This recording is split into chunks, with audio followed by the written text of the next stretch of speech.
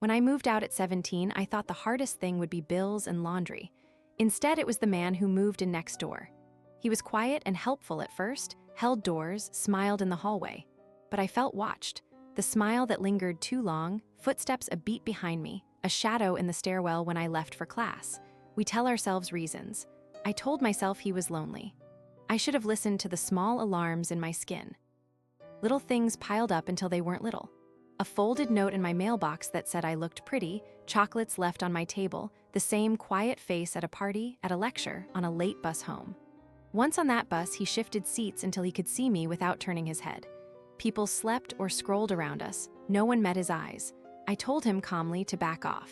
His smile didn't change, only something behind it did. Then the worst night came. The bell at 3 a.m. broke the dark. I looked through the peephole, his voice whispered my name. He tried the handle. I called the police and stayed quiet in the bathroom, phone clutched like a lifeline. I heard metal scrape and the heavy pull on the door, my heart in my mouth. Footsteps, shouting, then uniforms.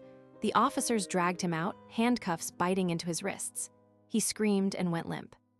For one breath I was safe, and for 1,000 more, I wasn't sure what safety meant anymore. Afterwards, I moved buildings, kept extra keys, and slept with a phone under my pillow. The detectives found that he'd been tracing me online, saving pictures, mapping my routes. Locking a door changed the problem, but not the memory.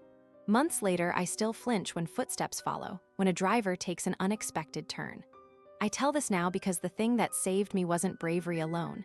It was saying no, calling the number, and refusing to pretend the watching was normal. Keep your boundaries loud.